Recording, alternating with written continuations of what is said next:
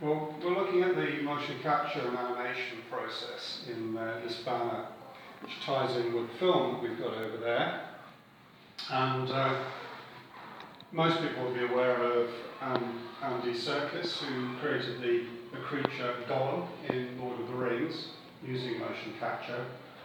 Vicon are the biggest manufacturer of motion capture in the world, and they're based down in Oxford.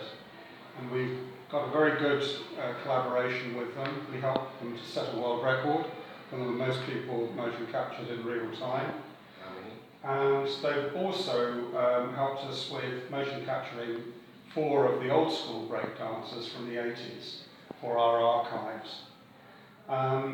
This looks at the process of motion capture, which we did down at Wolverhampton with their portable rig, portable studio. And we dressed up Dolby in a motion capture suit with reflective markers on, which produces a set of dots when processed. And those in turn are welded to a skeleton, electronically attached to a skeleton. And then this is the final product in terms of what's given to the animator. Although on screen, in real time, Vicon can create a character. This is like an alien, basically, who they've got breakdancing. But what we wanted was a representation of an 80s breakdancer. So that's what we asked the animator to do. And the first stage was attaching his movement on what's called an FBX file to this box figure to get a little bit more detail and to assess intricate movement.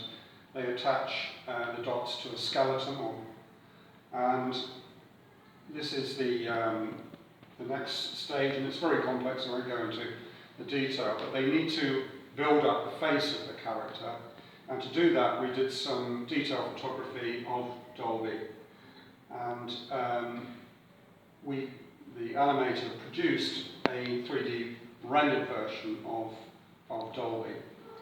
The next stage is to attach his face to a skeleton, and then also to design a skin for the face to be attached to. And then progressively you build up the composition of the character until you arrive at the final version with the dancing character, and that can be used in videos or in games or in other media. So that's it. Right. You need to get on to something else? Or? Oh, in here. All right. Okay.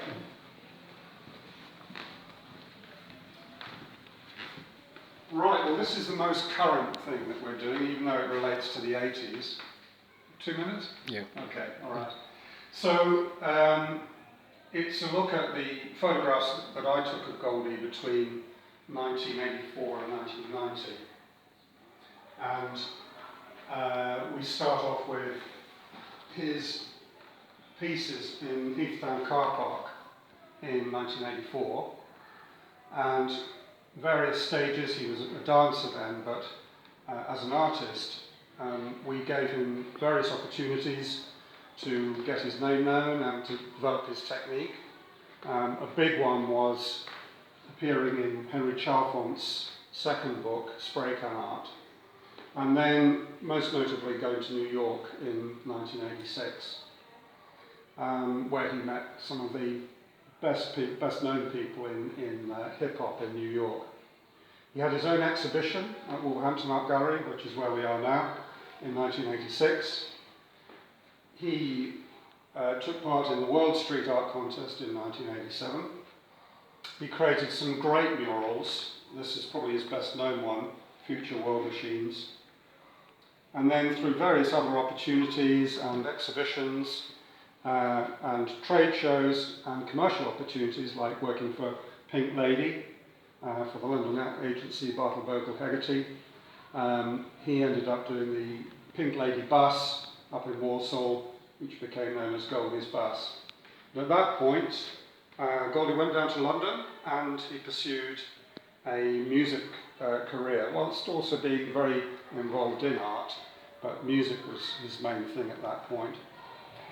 So that and the Whistle Stop Tour is history of my involvement with Goldie in the 80s. Most important thing, I guess, is that all of these are now appearing on Goldie's Journeyman album cover, and his work is just his album was released on last Friday, the 16th of June, as a triple CD, double CD, and a vinyl, and it's doing very well. Goldie's just appeared at Glastonbury, so things are on the up as far as that's concerned, and I'm absolutely delighted that he's featured so many of his shots on his album cover. All right, thanks very much for that.